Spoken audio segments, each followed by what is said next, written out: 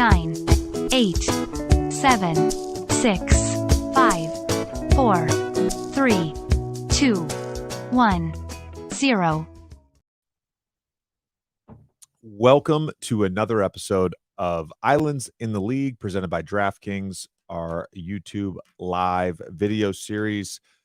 Folks, I just want to say one thing real quick, and that is a feeling of gratitude and a thank you to everyone who watches the show on YouTube, who watches the clips on social media, who listens to the podcast on audio. We couldn't have the show without you guys. We are so grateful for just being a part of this NBA season with us. I think you all know how I feel about this game and this sport and the NBA.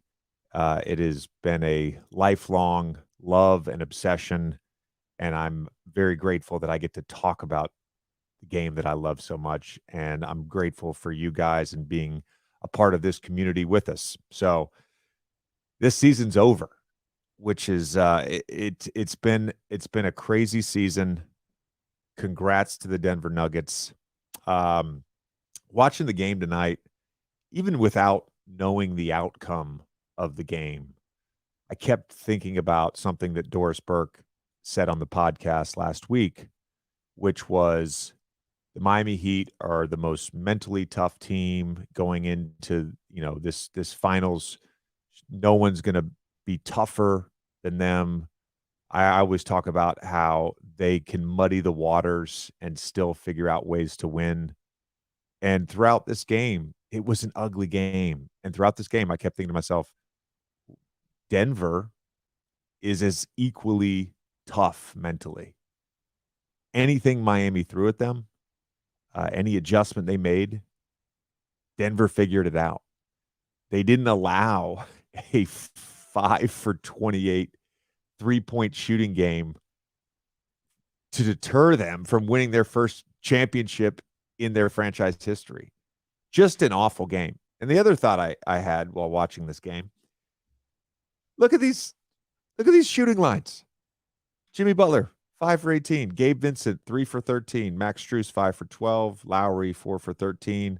Bam, big first half. Quiet in the second half, 9 for 20.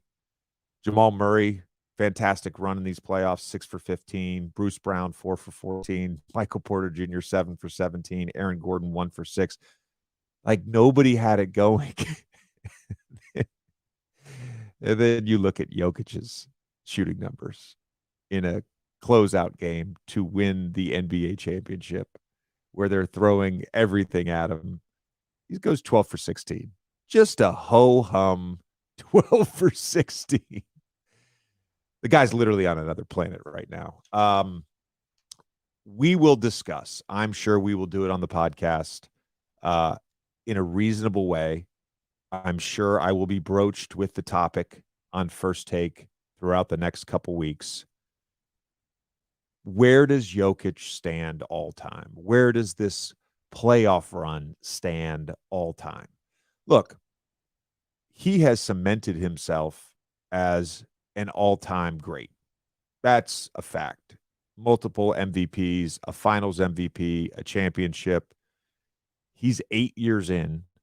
He's entering his prime. There's no reason to think that the Nuggets are not going to have multiple deep playoff runs. Will they win another championship? I don't know. But this team with this core, given their age, I think they have a chance to be in title contention, whatever that looks like. Deep playoff runs for a long time. Even without all that, Jokic is an all-timer. Is he top 20? Is he top 30? I don't know. I don't care. Well, we'll discuss. The instant reaction, though, from my standpoint, he's an all-timer. He's an all-time great. Crazy that he was left off the top 75 list. Oh, man. Anyways, apparently stat padding gets you a long way in the NBA. Gets you all the way to the championship if you're Nikola Jokic. Congrats to him. Best player in the world right now. Couple other things I wanted to talk about. Just the joy that I have for some of my former teammates on the Denver Nuggets. Ish Smith, been around the block, played for a lot of teams. Jeff Green, played for a lot of teams. My dear friend DeAndre Jordan. Look, all these guys towards the end of their careers, and I know Jeff Green has said he's going to play till he's like 47, but they're in the late innings, and they've experienced so much in the NBA. Good stuff, bad stuff. I'm just so happy for them that they got to experience an NBA championship, winning a ring with the Denver Nuggets. True joy on my part for them. On the Heat side, I think there's a lot to be proud of. All the stuff we talk about with Heat culture, Eric Spoelstra, just the mental toughness that their players have, the competitive stamina that their players have. Look, they were outmatched in this series, and I thought that those intangibles were on full display. It was not an easy series for the Denver Nuggets. It took great performances from Nikola Jokic. It took great performances from Jamal Murray. Obviously, not a great shooting night for him tonight, but to get 4 wins in this series, it took a lot from the Denver Nuggets. And truth be told, they looked gassed at times tonight. The Heat will do that to you. Miami Heat will do that to you. Jimmy Butler, I just look. I don't know if it's the ankle. I don't know if it's just the residual sort of grind of the season and a long playoff run and having to do a lot on both ends of the floor. But look, he just didn't have a lot left in the tank in this series. And that's not an excuse for him. He just didn't have the lift and the bounce and all of the moxie and the juice that we've seen, especially earlier in this playoff run. But as Jimmy does, when push comes to shove and the game's on the line, he's going to compete. Scored 11 straight points there in the fourth quarter. My only issue, just as, basketball, 24.7 seconds to go. You're down 3. I tend to believe, unless it's like a clean look for one of your best shooters, where you run a set play or you get dribble penetration and it's a kick out or a broken play and you get Duncan Robinson a look or Max Strus a look. I just think there's enough time, especially given how the game was going, that you can get an easy 2, extend the game a little bit. Denver wasn't making their free throws, 13 of 23 from the free throw line. So I didn't love the 3 over Gordon. But outside of that, again, Jimmy showed a lot of heart, gave them a chance to win, gave them a chance to compete. But if you think about the fourth quarter specifically, it was a lot of Jokic, 10 points in the fourth, timely buckets though. Anytime he got a switch, took advantage, found the seams in the zone, hit floaters, gave them a chance to win. Bruce Brown. Jason, if I'm not mistaken, when we did our Alfred video prior to the playoffs, I mentioned a bunch of potential Alfreds, and I'm almost positive that I did mention Bruce Brown for the Denver Nuggets. I'm almost positive. Well, first off, I just accidentally showed myself on camera, so let me stop that.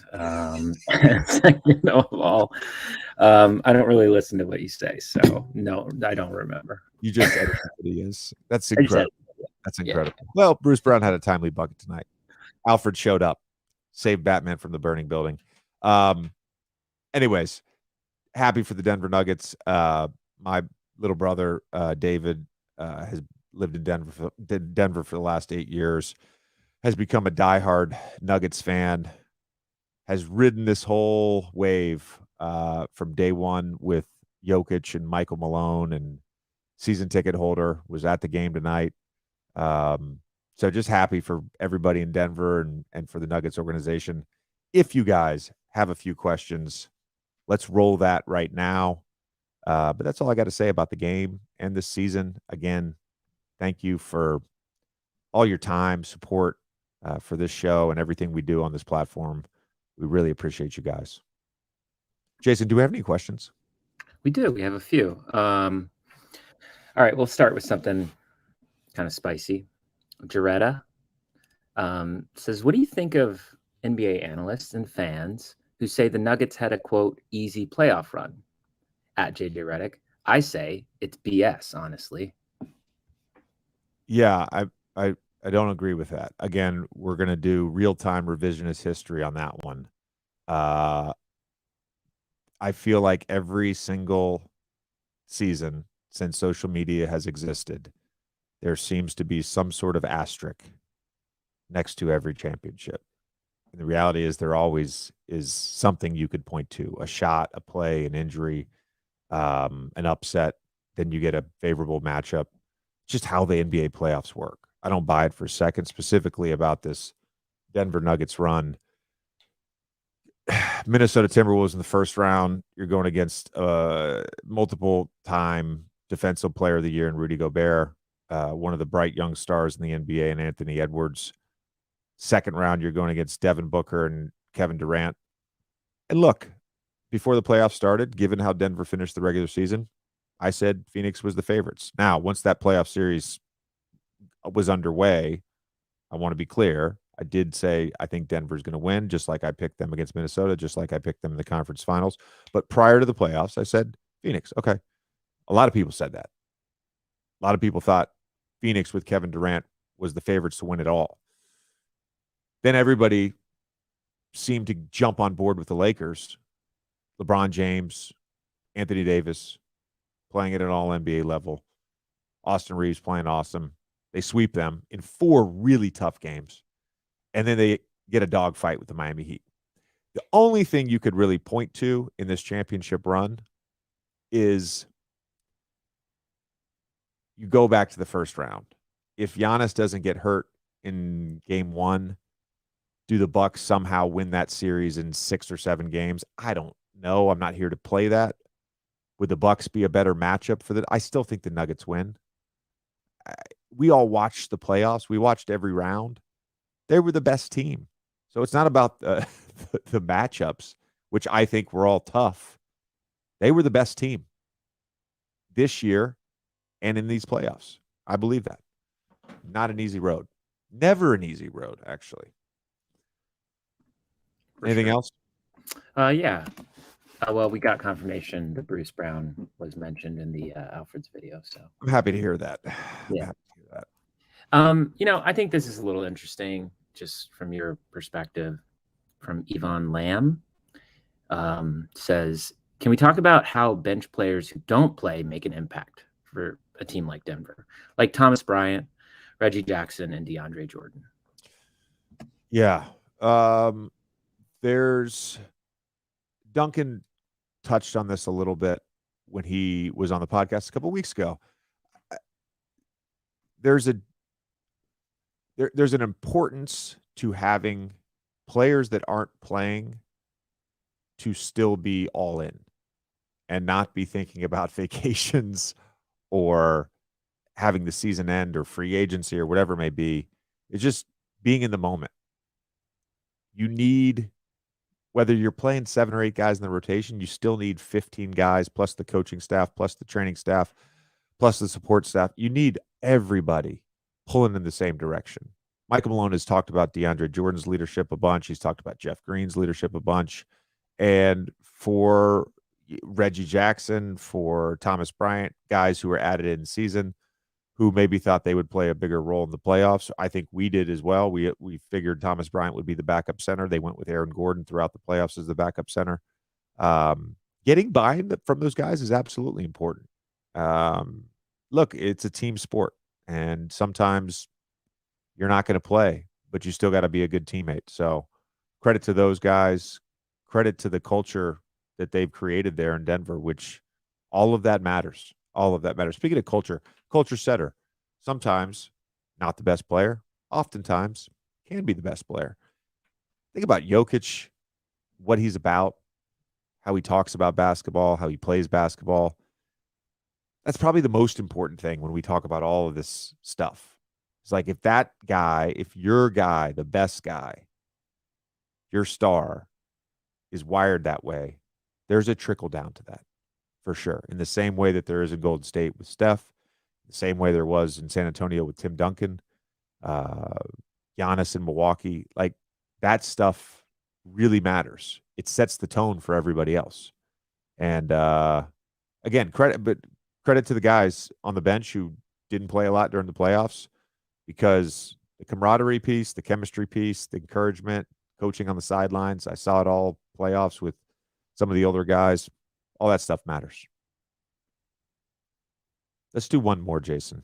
That sounds good. It's crazy how many people want to talk about free agency already. But I think this is a great question to end on. Brendan Hunter. JJ, do you think the Nuggets can build a dynasty here? So he's a Nuggets fan, are only losing Bruce this offseason. I wish they wouldn't lose Bruce, but who knows? I doubt they'll be able to afford him, especially without his bird rights. So much can change in the NBA in a short amount of time. And within a season to season, whether it's a rolled ankle, an unfavorable matchup, a 5 for 28 shooting night in a game 7. Obviously, that wasn't tonight, but those things happen. It's really hard to win. I go back to the original point from when I started, and something I've said on First Take as well. Just look, they've got a runway. They've got a window. Doesn't mean they're going to win 2 more. Doesn't mean they're going to win 3 more and have 4 championships like the Warriors have in the last 8 years. It means they have a chance. It means they're going to be a contender. If this core group of guys is healthy, they're going to be a contender. You bring up free agency. Who knows what the West looks like next year? Truthfully, I mean, there's 3 or 4 teams that could potentially make big moves. If Memphis can sort of figure their stuff out, New Orleans, if Zion's healthy, do those teams make a leap? I don't know. I just know that Denver is in a place going forward where they're going to be the favorites because they've done it with this group. Can they replace Bruce Brown in free agency? I don't know. Can Christian Brown sort of fill some of that void? He played great whenever he got in these playoffs, and it wasn't a ton of minutes at times, but there's got to be some level of confidence from him that grows from this experience, winning an NCAA championship last year, coming in as a rookie, winning an NBA championship, playing meaningful minutes in the playoffs. This team is going to have a chance for sure going forward. Again, thank you guys. As always, this has been another episode of Islands in the League presented by DraftKings, and we'll see you later this week with the podcast. Thank you.